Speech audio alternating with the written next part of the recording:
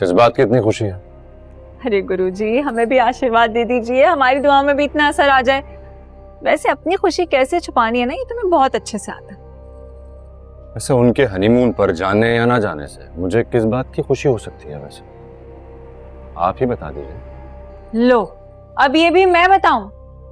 कसम खाओ, प्यार करते हो ना आयमा से? दिल ही दिल में जलन तो होती होगी उसे अब्दुर्रहमान के पहलू में देख के। दिन रात अल्लाह से दुआएं करते होगे कि आयमा और अब्दुर्रहमान का वो क्या होता है, ब्रेकअप हो जाए। तो बस झगड़े की इब्तिदा हो गई, दूल्हा दुल्हन का हनीमून कैंसिल, यानी कि ट्रेन पटरी से उतरना शुरू।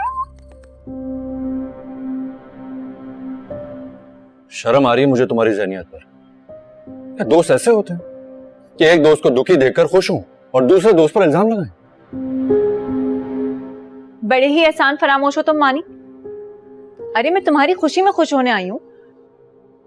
दोस्त हूं मैं तुम दोनों की बचपन की, तुम दोनों को इकट्ठा देखना चाहती हूँ। इसमें भी फौजिया परवीन। अरे हमें माफ ही रखो बीबी फौजिया परवीन, हमें तुम्हारी किसी हमदर्दी की जरूरत नहीं है। और हाँ, आइंदा मेरे आयमा के बारे में उल्टी सीधी बात की ना तो भूल जाऊंगा तुम एक लड़की हो।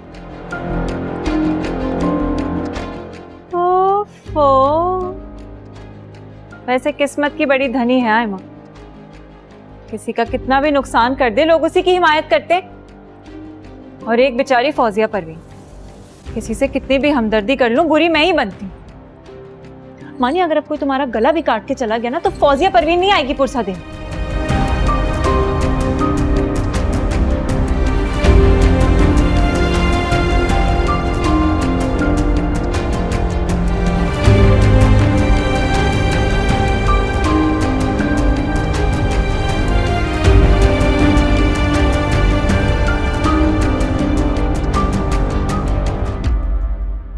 मुझे तो समझ में नहीं आ रहा आप किस बात पे खफा है मुझसे अब्बा।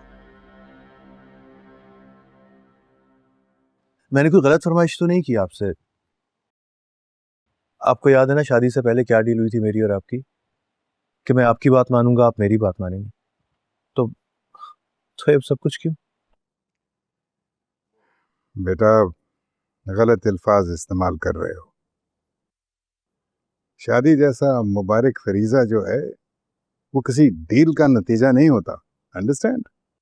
मगर मेरी शादी डील का ही नतीजा थी।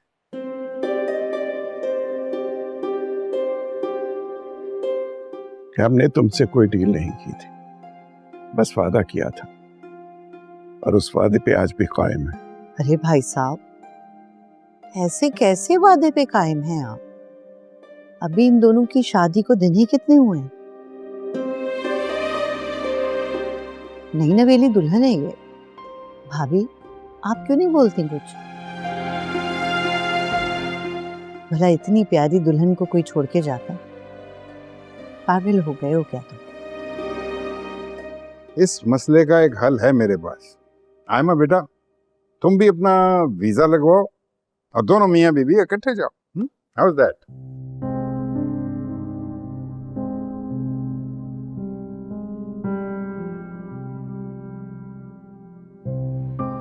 बस तो फिर फैसला हो गया। भाई मानी का एक दोस्त है जो ये काम करता है वीजा लगवाने का, हम उसको कहेंगे वो ऐसे वीजा लगवा देगा। That's not a problem. अरे नहीं चाचा, वीजा लगना इतना आसान नहीं होता, उसमें बहुत टाइम लगता है। ये सारा प्रोसेस बहुत लंबा होता है और आपको पता है कि मुझे फौरन रिपोर्ट करनी है। अगर जरा सी भी देर हुई तो मेरा स्कॉलरशिप भी ज़ाया हो जाएगा और मुझे एडमिशन के लिए अगले साल फिर अप्लाई करना पड़ेगा। मेरा बहुत नुकसान होगा चाचा, प्लीज समझने की कोशिश करें। हम तुम्हारा कोई नुकसान नहीं होने देंगे। कोई भी वालिदैन अपने बच्चों का नुकसान नहीं चाहती। तुम जाने की तैयारी करो।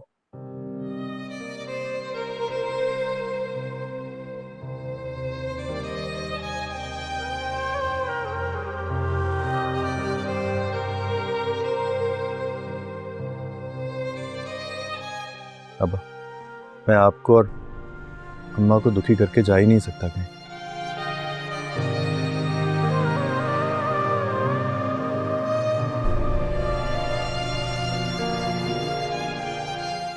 अगर आप लोग दिल से राजी नहीं है तो बस ठीक है, मैं कहीं नहीं जाऊंगा।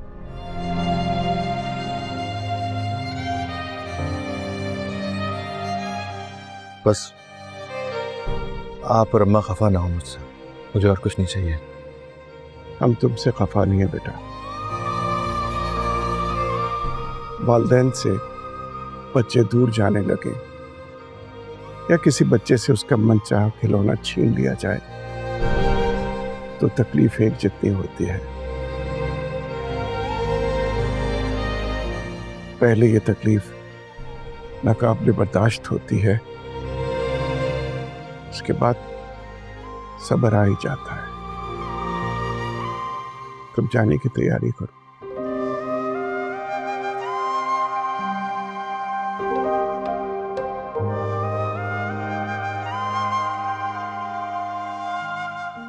यार अजीब बात कर रहे हो तुम उसको मना रहे हो, वो तुम्हें मना रहा है।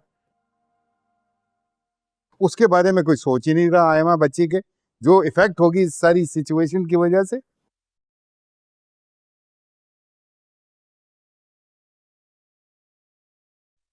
भाई देखो, फैसला हमारा तुम्हारा नहीं, ये फैसला जो है ये आयमा और अब्दुल रहमान का होना चाहिए आपस में।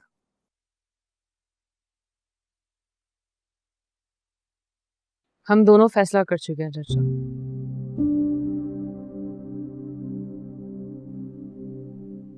अब्दुल रहमान के जाने से मुझे कोई फर्क नहीं पड़ता।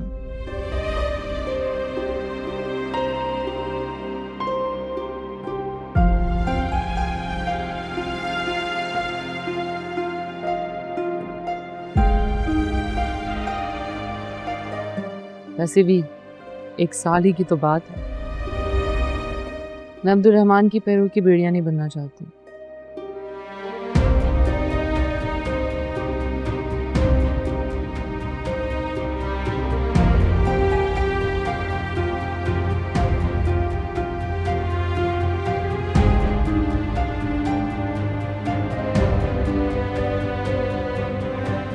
वैसे भी जिस रिश्ते को साथ लेकर चलना इंसान को थकाना शुरू कर दे, वो रिश्ता नहीं बोझ बन जाता है।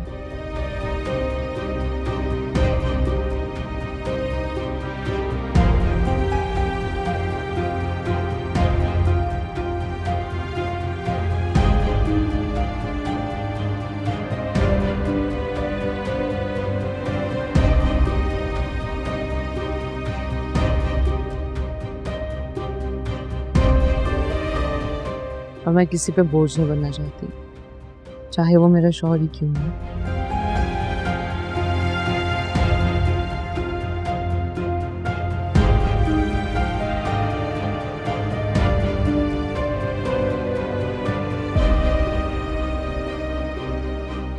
अब्दुल रहमान को मेरी तरफ से इजाजत है। प्यार के वादे करके गैर कर दिया, जा बेवफा फिर हमने बैर कर लिया। हो आबाद तू ना हो